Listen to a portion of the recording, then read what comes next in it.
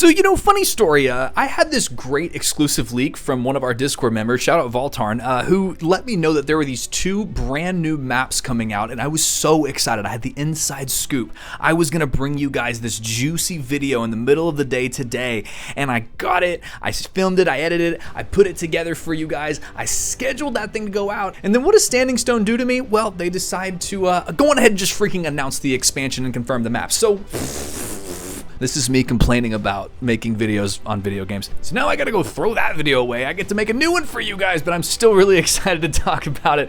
My name is Bright Life. This is my fancy vest because you can't tell me what to do. And today we're gonna talk about the new upcoming expansion for Lord of the Rings Online Before the Shadow. Let's jump into it.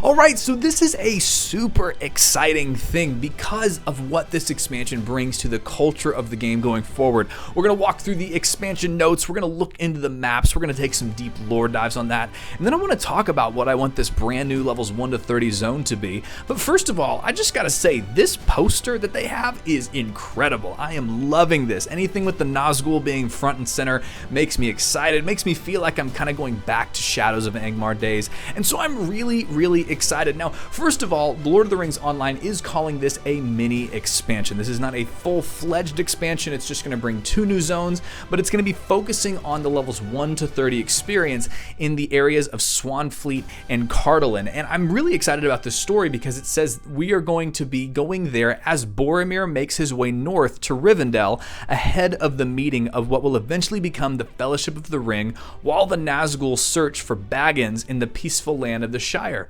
Players will discover the threat rising from Mordor and Saruman's Uruks as they explore the far history of Middle-earth. This is going to include features for questing from levels 1 to 32. The higher level characters will see a new 6-person instance in addition to a new skirmish and the delving difficulty system, which is kind of like the Mythic Plus that we talked about in the previous video. And it's going to be a really cool thing to see all of these features roll out. Now, this last paragraph is cause for just a slight bit of concern, but probably not too much. It says there is plenty more to say about Before the Shadow, so players can expect more information about new content and special incentives for VIPs as we get closer to its planned pre-purchase availability in late September. Now, what that means is that we talked a lot about this in the previous video, that the Rings of Power is coming out, and whether or not you believe it will be a marketing success or commercial success, anything, it is going to be drawing people's interest back towards the Lord of the Rings, which will of course lead people towards LOTRO. And I was really hoping that a lot of these new features, the delving difficulty system and the levels 1 to 32 zones, would be out by the time this series came around, or at least that we would have a big announcement. We didn't get number 1 in that statement, but we do actually have a big announcement, which I think will have people looking forward to it, which makes me excited. Now, let's take a deeper look at these 2 maps. First, I want to go into the lore of the maps, and then I want to actually look at the maps themselves, kind of point out some key features that I find interesting as a LOTRO player, and then we'll keep going into what I really am hoping for these zones. First, let's talk about Swanfleet. Now, from Lord of the Rings fandom, it says this: the history is that these marshes strongly resembled the Gladden Fields on the other side of the Misty Mountains, and so many stores, or hobbits, felt right at home here after their migration into Eriador. These stores remained here until the Great Plague nearly wiped them out, and the remainder then went to the south farthing of the Shire. Now, near the Swanfleet was a ford over the Glanduin, from where led a road to the ruins of Ost in Edhill, the ruined city of Eregion. So if we take a look over at the map, we can see a pretty standard Lord of the Rings map with a couple of interesting things for us as game players. Now, the first thing that we see is Western Eregion there in the northeast quadrant of the map, and that's exciting because Eregion is a fan favorite zone. It's a very beautiful zone in the original story, and I'm excited to see them bringing back an original 1 to 50 zone, or at least tying that in. We can see Wadewater is probably going to be a lot of swampy marshland, not my personal favorite kind of zone, but I'm excited to see how they pull it off. We can see Caras Gelibrin there. That's going to be the main city hub there for this area, and then we're going to see Tharbad as well on the other side. That's also going to be a main area that we're going to be spending. And then of course in the south, Storvales looks a little bit more marshy as well, but I'm excited to see how they pull off this zone. I'm not necessarily quite as excited about Swanfleet, but I am really excited about Cardolan because of the great history that is associated with that map. Now again, according to LordOfTheRingsFandom.com, it says this: when the kingdom of Angmar arose in northern Eriador, Cardolan allied with Arthedain and accepted the overlordship of Argaleb I. Now of course, Kingdom of Angmar, a rising witch king, that's very much in line with what we're talking about here. For over 50 years, Cardolan aided Arthedain in holding back the forces of Angmar. However, in that latter year, Angmar invaded in strength and the kingdom of Cardolan was destroyed. The remaining people became entrenched in the hill region, Tirn Gorthod, or the Barrow Downs. Arthedain could provide little aid as it itself was under attack. Now this is really significant because, of course, in the gameplay trailer we actually see one of the Nazgul calling forth Barrow Wights, so it seems like a lot of the story is going to be built around this Barrow Downs kind of thing. And I love the Barrow Downs personally as a zone from 1 to 50. I just think that it's perfectly creepy and like really terrifying, and there's the deep delves, and I'm really hoping that they can bring some 2022 standards to the Barrow Downs system, and it's not just another copy and paste, but that they can really go into this idea of going into the barrows and doing new dungeons there. I think it'll be a really cool thing. Now let's keep going with the history. It says that Cardolan was badly affected by the Great Plague. The population of Minhiraith was decimated, and the remaining Dunedain inhabitants of the Barrow Downs perished, allowing evil spirits or the Barrow Wights to inhabit the region. Arthedain managed to reconquer the land briefly in the 19th century, but few people wished to live there on account of the Barrow Wights, so Cardolan was left unpopulated. After the fall of Arthedain, the destruction of Angmar at the final Battle of Fornost, Cardolan presumably remained unpopulated save for the city of Tharbad.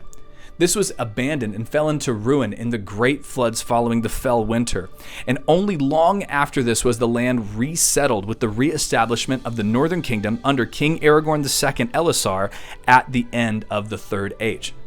Now this map, of course, is a lot more my speed. I do like the Bree lands. I really like them. And I love seeing over here on the eastern side, the South Downs. Again, I'm excited to see what they're gonna do with this. Now it's interesting because it seems like the Barrow Downs would actually be more on the west side under Bree lands. So I'm excited to see what South Downs actually look like. I'm hoping that we get a little bit more Barrow Down creepiness over there. And then again, I'm really excited because that Old Forest side on the west side of the map makes me really excited. I love the Old Forest, so I'm excited to see maybe we get to meet Tom Bombadil a little bit more. I don't know, maybe I'm asking for too much, but I am really excited to see what Lord of the Rings Online does with this new zone. So of course, that's what we really know so far about the setting of this thing. We're going to be walking along with Boromir as he travels up to Rivendell, which is a great setting. We're going to be learning more about the Nazgul, I hope, and really getting some deep dive into the history, especially of Cardolan. That's going to be a really cool zone to really try to get with the history of,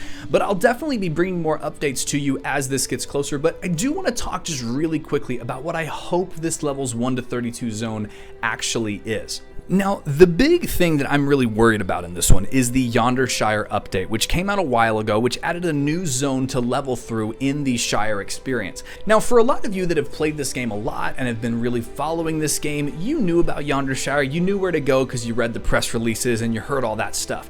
But for someone like me, who came back in the 15th anniversary after not having played for around 14 years, I came back to the game and I didn't really know that Yonder Shire existed. It was only after I'd leveled far past it that I actually found out that it was even a new zone. And I think that what we have to remember as content creators and people that are watching stuff like this on YouTube is that there is a really large contingent of people that don't know the inner workings of this game. They don't know what new zones have come out. They're just gonna start somewhere and they're gonna level up through where the story takes them. They're not necessarily gonna go wander off and find a brand new zone like Yonder Shire.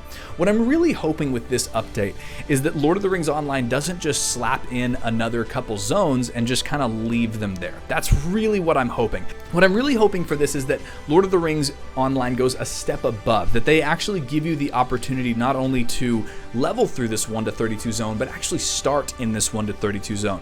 That kind of like World of Warcraft does with their Exile's Reach versus normal starting area zones. You can actually choose your pathway. I'm really hoping that at character creation, you're able to choose to go over here, or they make it extremely obvious that this is the newest leveling experience. Otherwise, I think that most other people that are going to hear about a new mini expansion and other people that have heard about, Rings of Power and want to come try this out, they're going to miss this zone. And so I'm really hoping that this is an all-inclusive space. It's a brand new leveling, beautiful couple zones where you can really get into the story. And then by level 32, you're getting led out into some of the most beautiful zones in Shadows of Angmar, like Evendim, and like the most S-tier zone in the game, Angmar, coming up right then. Perfect zone, best zone in the game. I don't want to hear it, comment bots. I don't want to hear your arguments to that. But hey, that's what's coming next for Lord of the Rings Online. Before the Shadow, we're going to be learning a lot more, hopefully, especially around that pre-purchase date in late September.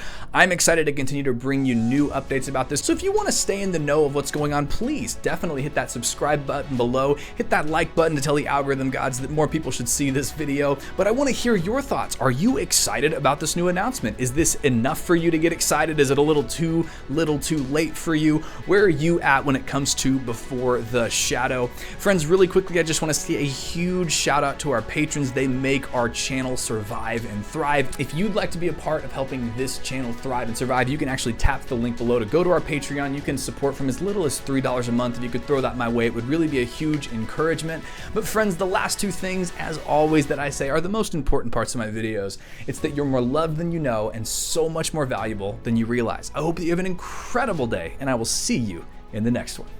Hey, thank you so much for watching. I hope that you enjoyed it. I want to let you know a couple ways to connect with me. First of all, we got an awesome Discord in the description. We've got a Patreon if you'd like to give to the channel and help support more video creation. And I am live on Twitch quite often over at twitch.tv/brightlifecommunity. Would love to see you there. Always love interacting on those live video streams. But I hope you have an incredible day, my loved and valued friend. Have an awesome one.